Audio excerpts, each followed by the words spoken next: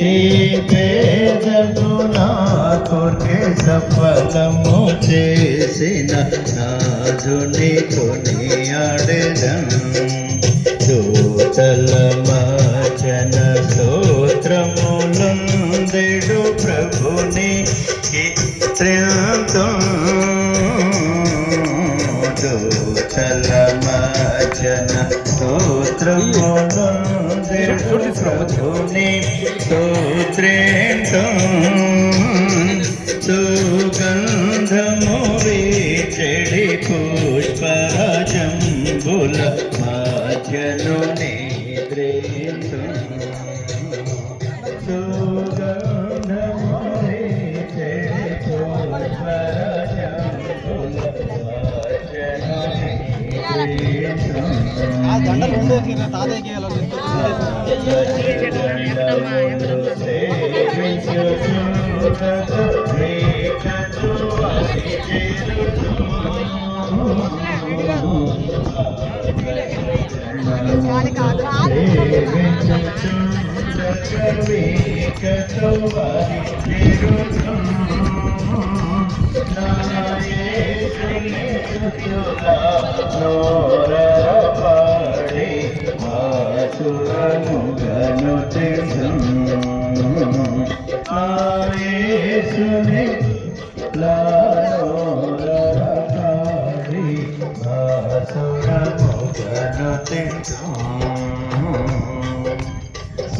స్ఫటికానది తీరమునా నేను పాడుచు తిరుగుదును. స్ఫటికానది తీరమునా నేను పాడుచు తిరుగుదును. ఆ బంగారు వీధిలో యేసుతో నేను రంగుగా నడుగిడుదును. ఆ బంగారు వీధిలో యేసుతో నేను రంగుగా నడుగిడుదును.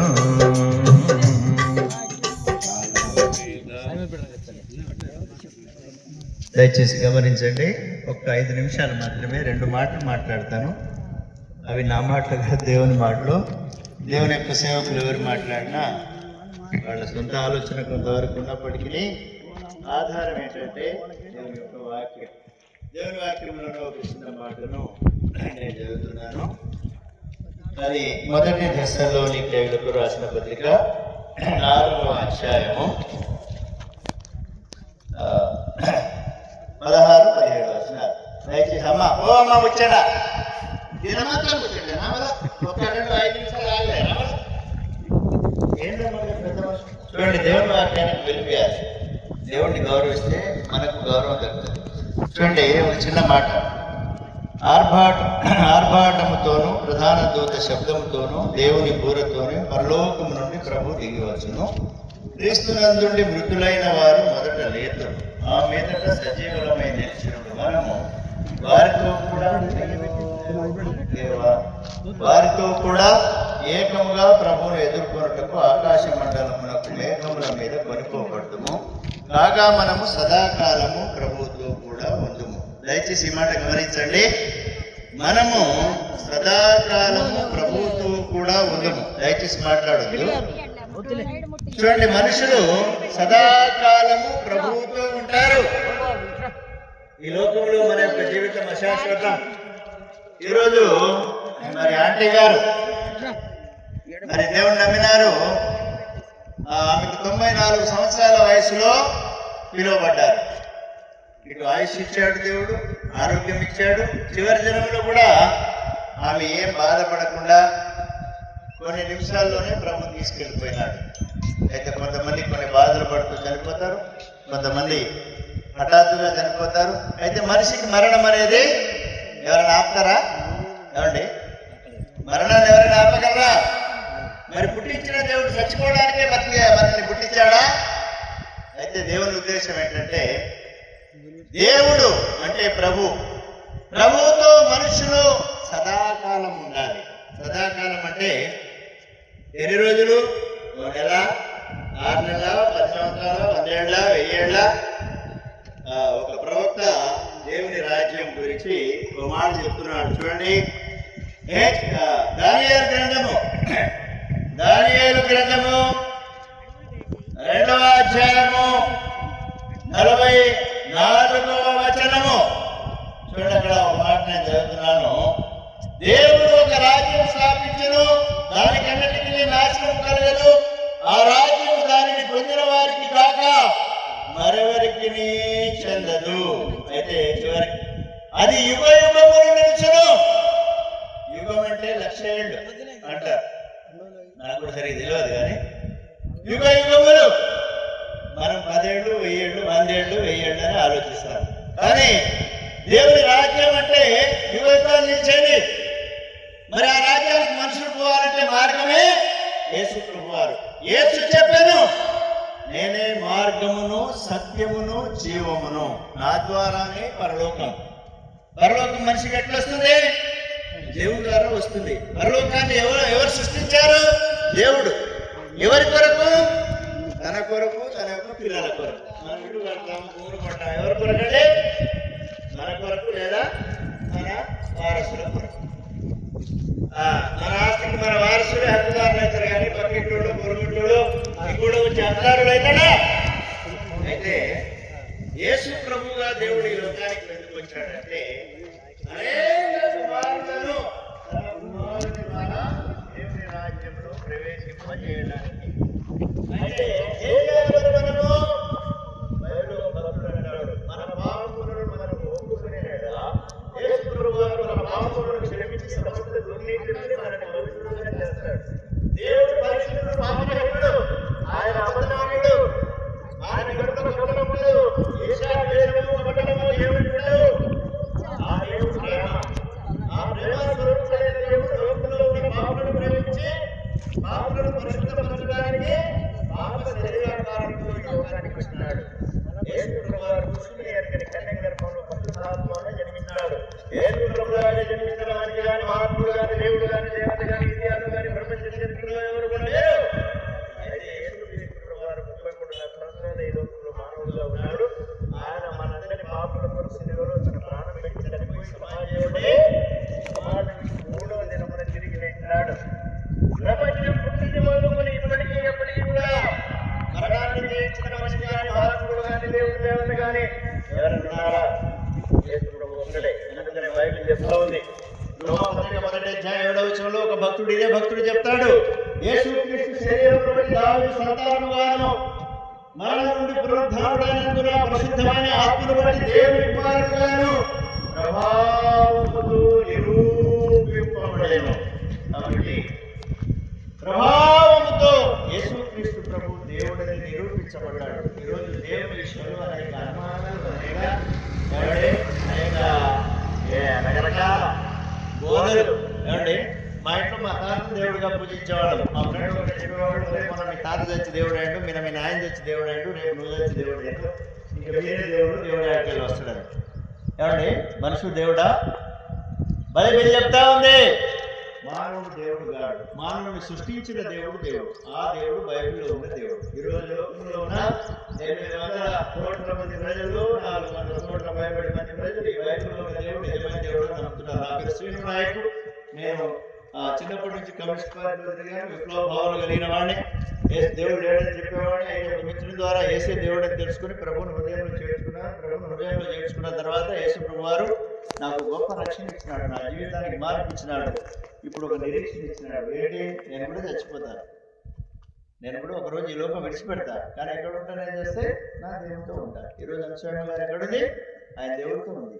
కొంతమంది విశ్వాసం ఇచ్చిన వాళ్ళు ఎక్కడ ఉంటారు? ఆయనతో ఉంటారు. మరి ఈ మాట వింటున్న నీవు ఈరోజు వస్తే దేవుడితో ఉంటావా? దేవుడితో మంచి ఆత్మ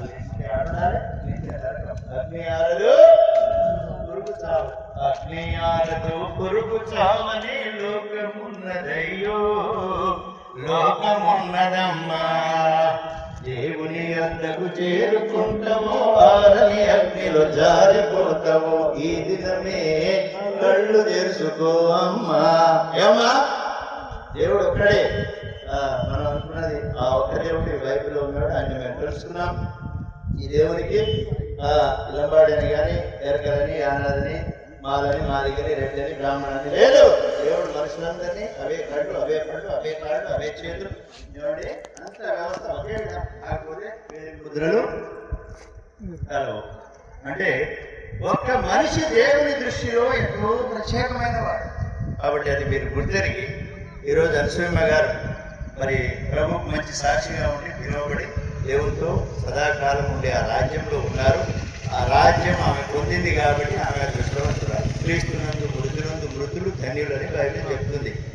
కాబట్టి క్రీస్తును నమ్మటం ధన్యత, క్రీస్తులో జీవితం ధన్యత, క్రీస్తులో మరణం ధన్యత, మరణం తర్వాత దేవుని రాజ్యం, ఇది గొప్ప ధన్యత. కాబట్టి ప్రభు అయిన యేసునందు విశ్వాసం ఉంచిన వారు అదృష్టవంతులు, భాగ్యవంతులు, శ్రేష్ఠులు. ప్రభు అయిన యేసునందు విశ్వాసం ఉంచండి. అనసూయమ్మ గారు ప్రవేశించిన రాజ్యంలో మీరు కూడా ప్రవేశిస్తారు. లేకుంటే నరకం ఉంది. పరీక్షించుకోండి, పరిశీలన చేసుకోండి, ప్రభువుని అంగీకరించండి. యేసు ప్రభు మీ డబ్బులు అడగట్లేదు, మీ హృదయం అడుగుతున్నారు. కాబట్టి ప్రభు అయిన యేసునందు విశ్వాసం ఉంచిన వారికి గొప్ప రక్షణ కలుగుతుంది. యేసునందు విశ్వాసం ఉంచి అప్పుడు మీరు మీ ఇంటి వారు రక్షణ పొందుతారు. ప్రార్థన చేసుకుందామండి. పరిశుద్ధుడా ప్రేమల తండ్రి, ఎన్నడూ మారని వాక్యందని నిన్న నేడు ఏకరీతిగా నన్ను మమ్మల్ని పరిపాలిస్తున్నటువంటి యేసు క్రీస్తు మహారాజా, మీ పరిశుద్ధమైన ఉన్నతమైన ప్రశస్తమైన నామానికి ఈ మధ్యాహ్న కాల సమయంలో వందనములు స్తోత్రం చెల్లిస్తుంటున్నారు. మహాగణుడు, మహోన్నతుడు, సర్వశక్తి సంపూర్ణుడు, సర్వాధికారం వెంటున్నావు. ఆది అంతము ఆల్ఫా ఒమేగా ఇచ్చినావు. రాజులకు రాజు ఇచ్చినావు, ప్రభులకు ప్రభు ఇచ్చినావు. అయినప్పటికీ ఈ లోకంలో ప్రభువా పాపంలో పెట్టి, పాపంలో పెరిగి, పాపంలో మరణించి నరకానికి పాత్రులైనటువంటి మనుషులను ప్రేమించి మనుషుల కొరకు ఈ లోకానికి యేసుక్రీస్తుగా ఈ లోకానికి కన్య గర్భంలో వచ్చి 33 సంవత్సరాలు మాదిరికరమైన జీవితాన్ని జీవించి సమస్త మానవాళి కొరకు కలుషులను మీరు ప్రాణం పెట్టి సమాధి చేయబడి తిరిగి 3వ దినం లేచి నిలబెట్టినారు. అదే క్రమంలో క్రీస్తు నందుండి మృతులైన మృతులు ధన్యులు అని మీరు అనసూయమ్మ గారి జ్ఞాపకం చేసుకొని మీలో ఉండి తన బ్రతుకుని కాలమంతా మీకు నమ్మకంగా జీవించి పరిశుద్ధ జీవితం జీవించి క్రీస్తులో మృతి నొందడానికి ప్రభువా మీరు పిలుస్తున్నారు. ఈ సమయంలో మీ సన్నిధిలో నెమ్మది విశ్రాంతి పొందుతున్నామనుకుంటున్నాం. అయితే విడబడినటువంటి కుటుంబాన్ని ప్రభువా కుమారులు, కుమార్తెలు, వాళ్ళు ప్రభా కోడలు, మనవడు, మనవరాలు వారిని మీరు జ్ఞాపకం చేసుకోనండి. వారిని ఆదరించండి. మనుషులుగా, బంధువులుగా 1 రోజు 2 రోజులు 4 రోజులు మాత్రమే ఆదరిస్తాం, ఓదార్స్తాం. కానీ ఇదిగో యుగ సమాప్తి వరకు సదాకాలం తోడుగా ఉంటారని వాగ్దానం చేసి వెంటున్నాం. ఆ వాగ్దాన ప్రకారంగా ఆ కుటుంబానికి మీరు సదాకాలం తోడుగా ఉంటాడు. నేనే మిమ్మల్ని ఓదార్చుకోవాలను అని విసరించారు కనుక మీరే వారిని ఓదార్చండి. వచ్చిన బంధువులు, మిత్రులందరినీ మీరు జ్ఞాపకం చేసుకోండి. ఎవరైతే ఇంకా మిమ్మల్ని తెలుసుకోలేదు, మీకు దూరస్తులైతున్నారో ప్రభువా వారిని బట్టి మీ సన్నిధిలో వస్తుంటున్నాం. మీ కృప చూపించండి.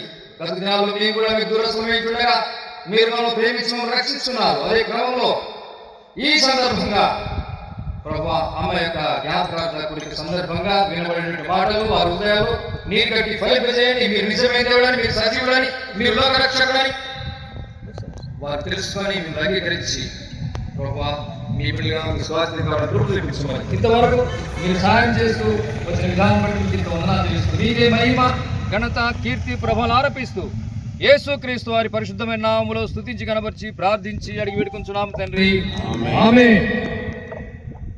మన పరమ తండ్రి అయిన దేవుని ప్రేమయు, కుమారుడైన యేసుక్రీస్తు వారి కృపయు, పరిశుద్ధాత్మ యొక్క అన్యోన్య సహవాసము ఆదరణ మనందరికీ, ప్రత్యేకంగా అమ్మ విడబడే కుటుంబానికి, బంధుమిత్రులకు సదాకాలము తోడై నడిపించును గాక.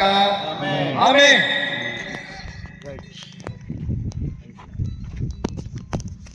కార్యక్రమం